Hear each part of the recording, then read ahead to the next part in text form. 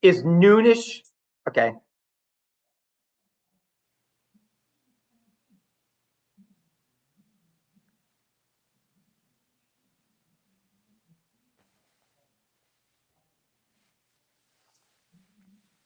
Welcome back to another episode of Jack Talk. My name's Colin Connick, and I'm here with a special guest, Fletcher Mackel from WDSU News. Today, we're going to be talking about the Pelicans. How are you doing today?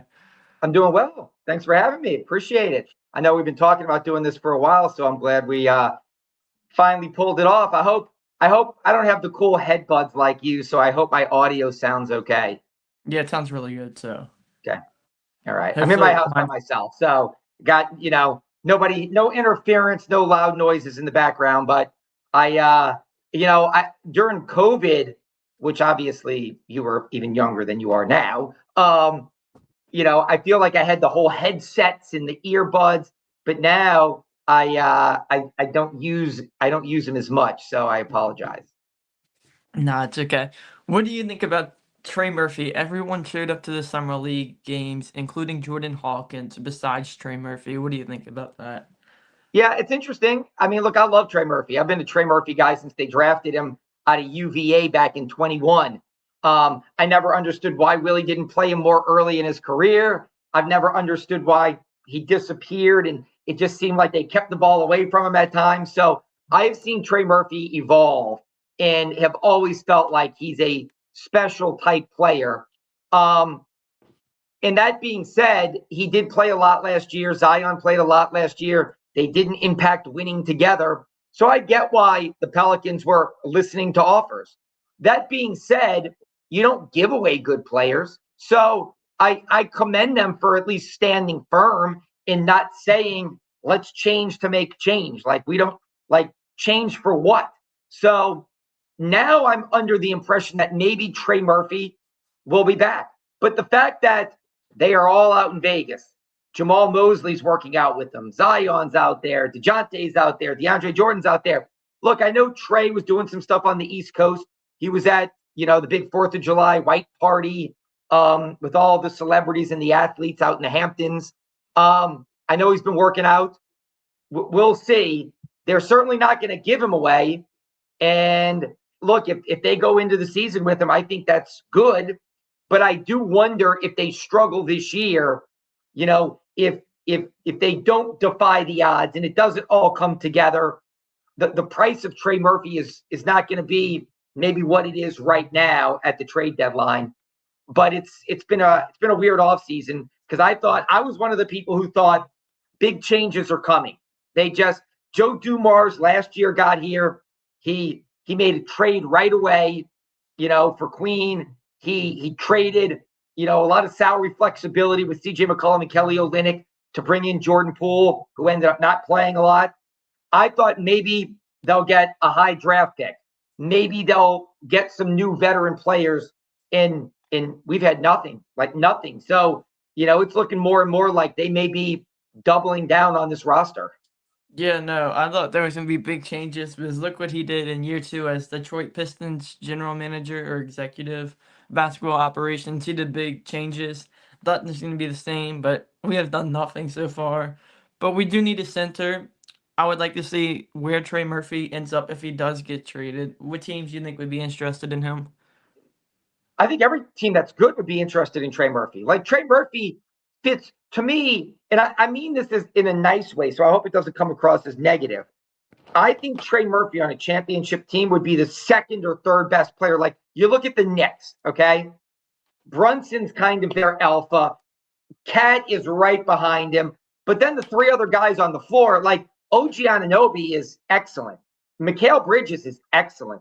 Josh Hart is really, really good. Is a great rebounding wing, does all the dirty work and the little things, and is a good player. I think Trey on a team like that would be the second or third best player. Like, on that team, he'd be right there with Anunoby and Mikal Bridges after Brunson and Cat. On the Celtics, he'd have been right after Tatum and Brown if they'd have kept both of them. He'd be right there with like Derek White and Drew Holiday when they won a championship. Like in Milwaukee, when Giannis was the alpha, they had Middleton and Drew Holiday.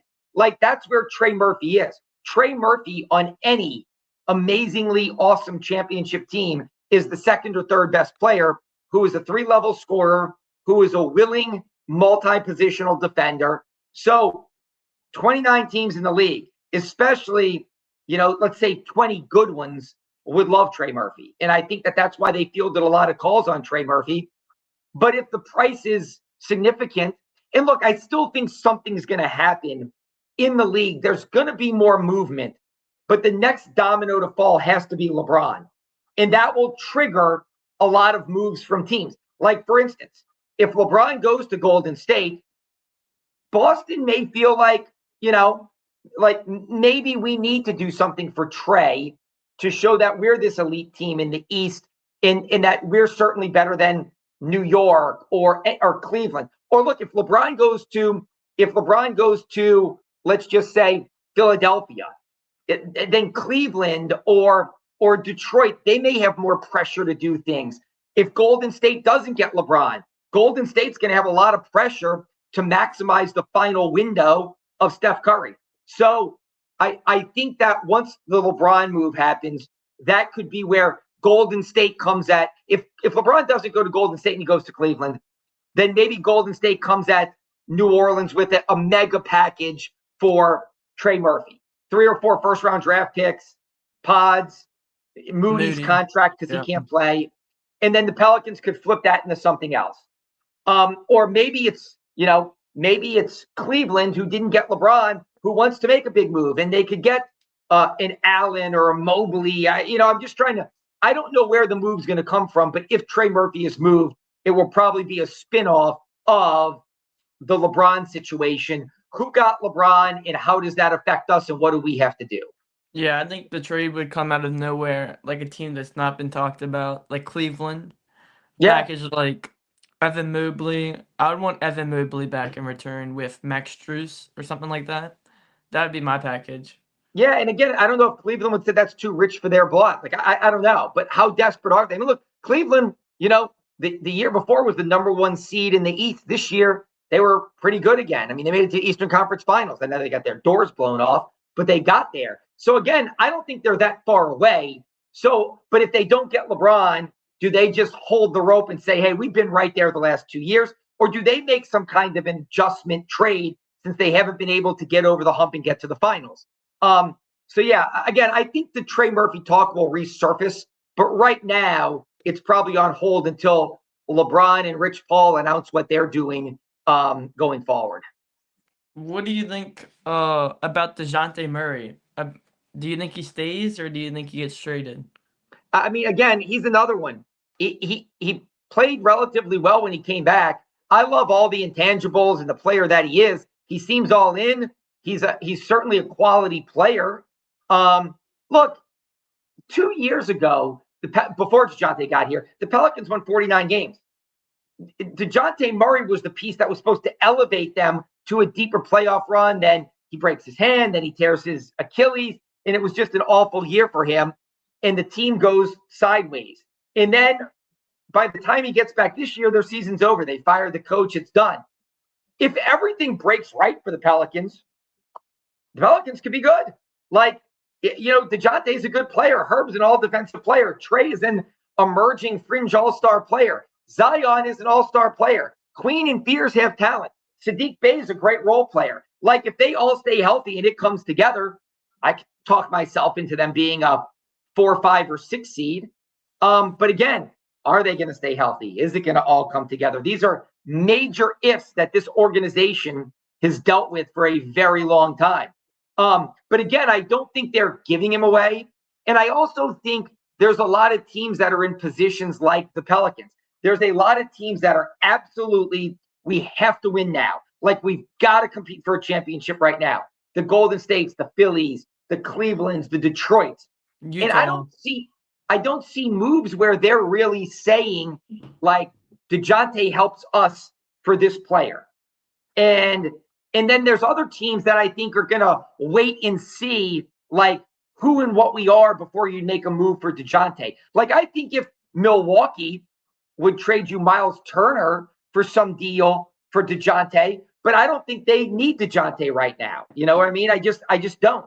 I think they have a young guard that they like. They just got Hero. They just re-signed Gary Trent.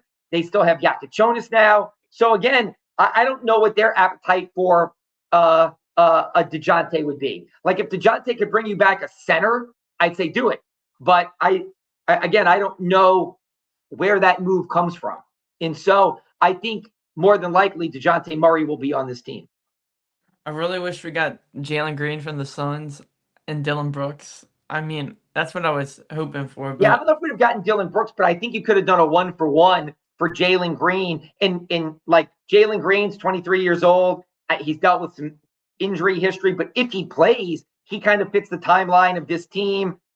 Mosley had him with Team USA.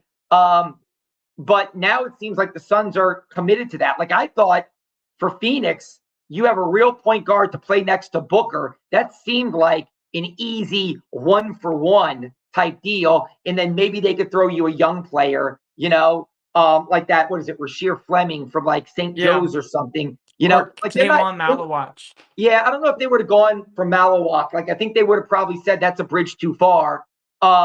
And so, but maybe you could steal Fleming since DeJounte's more proven than Green. So I thought that seemed like an easy deal, but it certainly seems like Phoenix has moved off that. Like Phoenix, that's just not what interests them, So that's what I mean. I think there's teams that like, we like DeJounte Murray, but do we like him to give up real assets for him? You know what I mean? Now, if it's a 1-for-1 deal, that's why the Jalen Green deal seemed like it may work. It frees up minutes for Fears, and then Green could either be their starting two or come off the bench and run a second unit, is kind of like a scoring 2-guard or a combo guard.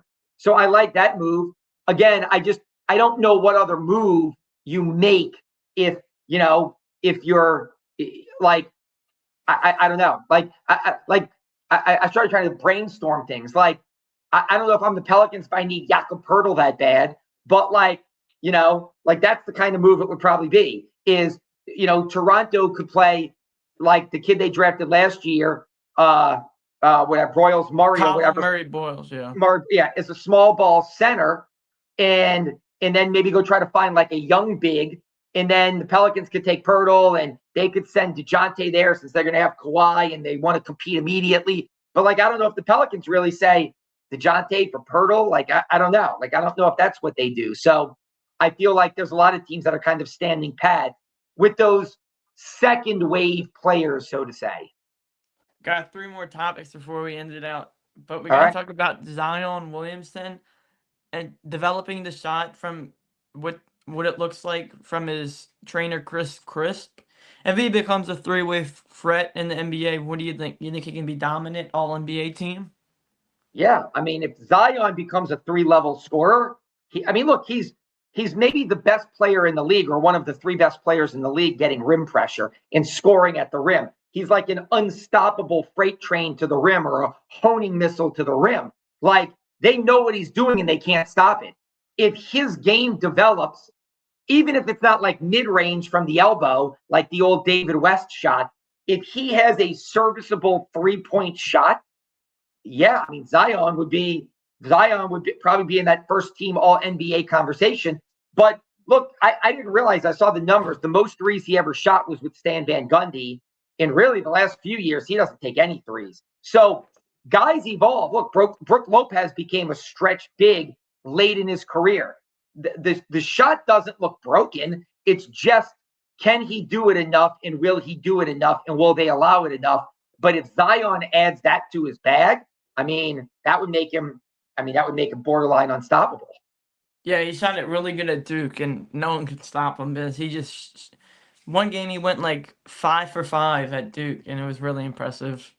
Yeah, no, like I said, his first game here, I remember after he came back from the injury right before COVID in January of 20, and he jacked up a couple of threes against the Spurs in that game, when he came in and they made the big run, and then they wouldn't let him finish it because of the minutes restriction.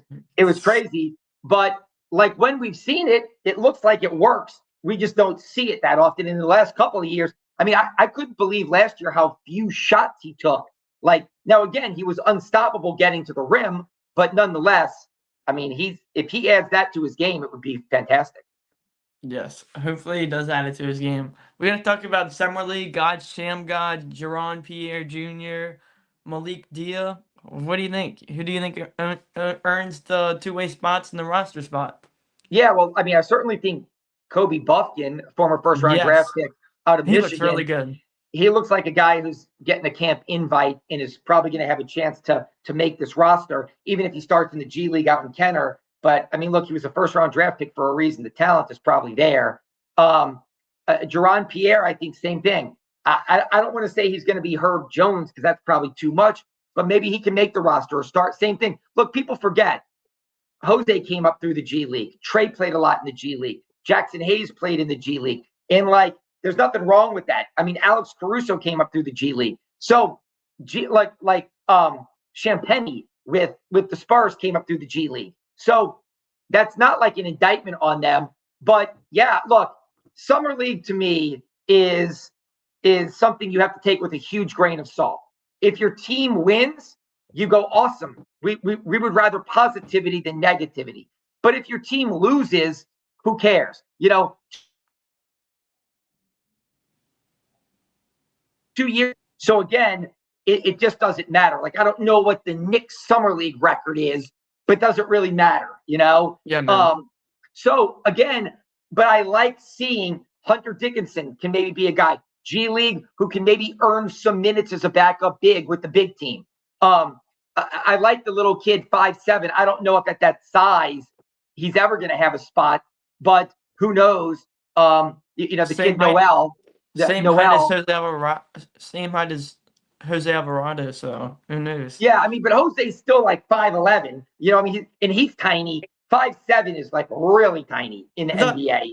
I thought Jose was 5'7" also. They said. Yeah, no. Jose looks little, but he's probably every inch of 5'11", which is tiny for an NBA player, but it's, for a normal person, he's not like 5'7". And so yeah, look, I'm encouraged. I'm glad they've won a couple of games. I'm glad they have played relatively well. And maybe we see a guy like this guy, Dia, getting a chance to come to training camp. So I am all for better stories and guys looking like they have something than, oh my God, this is terrible. They lost again. They look like a disorganized mess, and these draft picks are invisible. Yeah. Do you have any updates on the Smoothie King renovations? I think it's going to be, I think this fall, and we did some reporting on this at WDSU. I think this fall you're going to see a deal, like a 10-year long-term agreement between the state of Louisiana and the Pelicans. And then they'll spend the next 10 to 12 months figuring out how they pay for those renovations. The state's going to want Gail Benson and the Pelicans to pay more. The Pelicans and the state are going to say, the Pelicans and Gail are going to say it's a state-owned building. I think they'll get there, but I think this fall you'll see the announcement of 10-year agreement. Pelicans are here, locked in. It'll be a fully guaranteed 10-year, nothing can happen. And then they'll do these 5 rollover years, after that. That'll be like a 25-year deal total, but really a 10-year deal. And then they'll start hammering out details of the renovation. I think the renovations, from what I've seen, it looks like a cool deal. And I think they've got even more planned for that Champion Square area going all the way out to Poydras. But again, paying for it is going to be a little bit of a back and forth, and that'll take some time. Any wild trades that you think now? Like I'll say this now, I'm kind of grasping because like I'd love to see something with Orlando, because I think Orlando should sell high on Banchero or Wagner, probably Wagner, because I feel like, they, even with the new coach coming on board, they're going to be one of the biggest luxury taxpayers this year. They finished 8th last year. Do they have an appetite for a new coach doing that again and then getting forced into a bad trade next summer? So I keep hoping that, now look, it ain't going to be Banchero. I don't think he and Jamal Mosley have a great relationship, or it seemed like it was fractured towards the end of their time in Orlando. But who knows? Like, I'd love to think in some crazy world, you could get Franz Wagner, or you could get Wendell Carter and some of their other pieces for Herb Jones or Trey Murphy. But that would probably be a dream trade scenario for me. Like if you could turn Wendell Carter and Jalen Suggs into Pelicans players, and send, even if it was Trey and Herb, out in a deal like that, I would be all for something like that. But I don't know. Again, I think there's a lot of teams that feel like we're close. Look, Orlando could have been New York this year. Orlando was supposed to be New York this year. Like they went all in and got Desmond Bane, and they have Suggs, and they have their 2 stars in Banchero and Wagner, and they have a big who's gotten better in Wendell Carter, and they have pieces like De Silva and Black and other guys on that roster. So I just felt like they should have been the Pistons, they should have been the Knicks, they should have been the Cavs. And is it the coach that just needs to put the pieces in place and get it out of them, or do they need to make a deal? But I think there's a lot of teams like that I feel like Detroit is like that. Like Trajan is a really good executive. His team finished 1. They're really good. They don't need to make a panic move. But so I think they're kind of, we're going to re-up with Duren. Jalen Duren is not leaving Detroit. So I think it's like, we'll get Duren done, and then we'll wait and see who we are. And if we need a Trey Murphy, last year they didn't make any big moves. Maybe this is the year Detroit makes a big move at the deadline. But that's why I think it's been slow for the Pelicans, because they are more sellers than buyers. And there's a lot of lukewarm buyers right now that want to wait and see. Like, I don't know if Cleveland's ready to blow it up, even if they don't get LeBron. Like, not blow it up, but make a seismic change. Like the Knicks last year. The Knicks wanted one more run. Like they felt like we got the pieces. Like Leon Rose, their executive, was, we got the pieces. I need a new coach. And he was right. That's all they needed, was they just needed Mike Brown. That was it. So I think there's a lot of teams. Orlando feels like that. I think Detroit feels like we're right there. We don't have to make a crazy deal. So that's why I don't know if there's going to be some. The only one I keep looking at is Golden State, because I really feel like if LeBron doesn't go to Golden State, they are the ones that have got to do something. Like Yaxel Lendeborg is a really good player, but he's still a rookie, and that team was barely a play-in team last year. And I love Steph Curry, and he's the greatest shooter in the history of the league. But they probably need a Trey Murphy type player if they're going to make a serious run or think they're going to do something special and make a magical playoff run. So how desperate do they get if LeBron doesn't go there? Yeah. I would think the only 2 teams I could see him going to, I've always been high on a Magic trade. I would always want Franz Wagner and like Wendell Carter back. Or it could be Jalen Suggs, whatever. I think, let me say this. I would love Wagner too, but my gut tells me that if Orlando makes a deal, it would be Suggs and Carter, and they would hold on to those 2 kind of core pieces and try to fit the roster better around them. Yeah, and the Warriors, he could definitely end up going there if LeBron doesn't end up in Golden State. Yeah, and that's the one where, and then you look at it and you say, okay, if we get 3 first-round draft picks from Golden State, and we get, like, Moses Moody's not playing this year. He's out for the year. But we get Podziemski. So it's like, okay, we got 3 first-round draft picks in Podziemski. What can we take Podziemski and let's just say Herb Jones and those 3 first-round draft picks, what can we turn that into to help our team? You know what I mean? Or what can we take those 3 first-round draft picks, Podziemski, and the dead weight that is Jordan Poole's deal, and what can we turn that into? And so that's kind of what I would look at if they make a deal with Golden State. Yeah. You have any news? You hearing anything before we end the show? Or is it quiet? No. Other than like that they love the vibes, they love the buy-in right now, and that what I was what I was told is that there's more. Look, Trey could still be moved. People, this is not we're running it back, Trey's back. Because I do think that LeBron piece, once it happens, teams will start getting very aggressive about Trey.